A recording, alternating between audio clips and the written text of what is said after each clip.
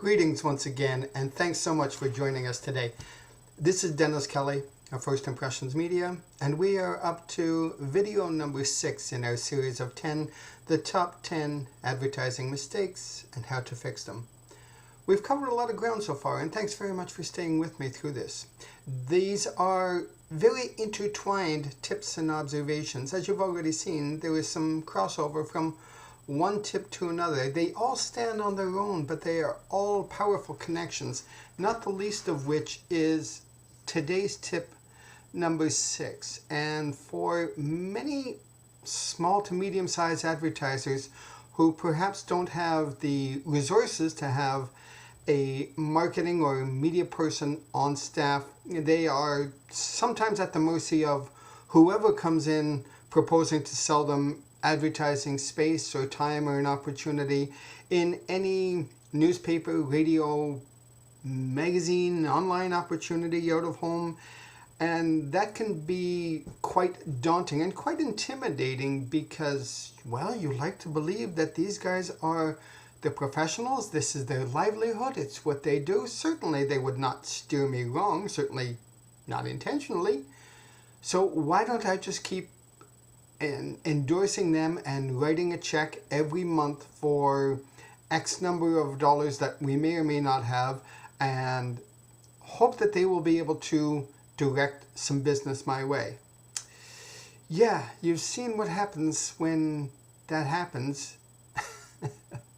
You've seen what happens when that strategy is undertaken, and 2 or 3 months later you may find yourself with absolutely no sales.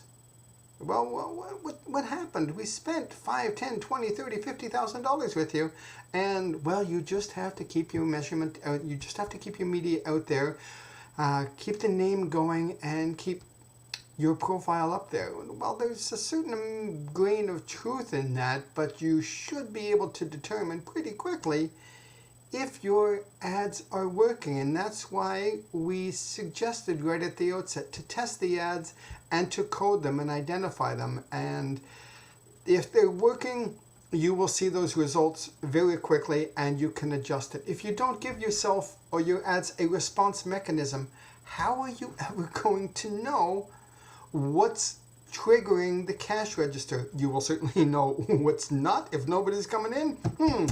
The ads aren't working. That's a good clue. But if there is some activity, fantastic, celebrate. And if you've got enough, open a champagne. Now, find out what it is about the ad, the message, where it was placed, what was said, when it ran. Find out everything you can about what brought in that response, that customer, that client, that sale, so that you can do it again. And you can do it again on a bigger, grander, longer scale.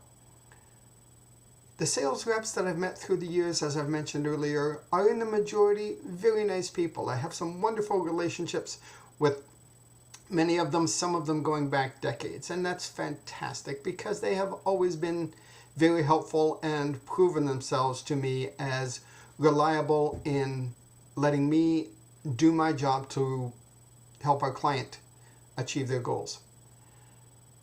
But understand, as always, as salespeople, their intent is to separate you from your money as regularly as possible and not necessarily having to prove that their media is working.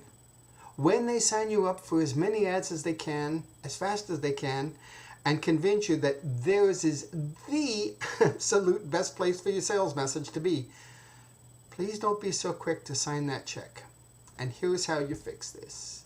Before you commit to a campaign of any length or substance, try it out on a small scale.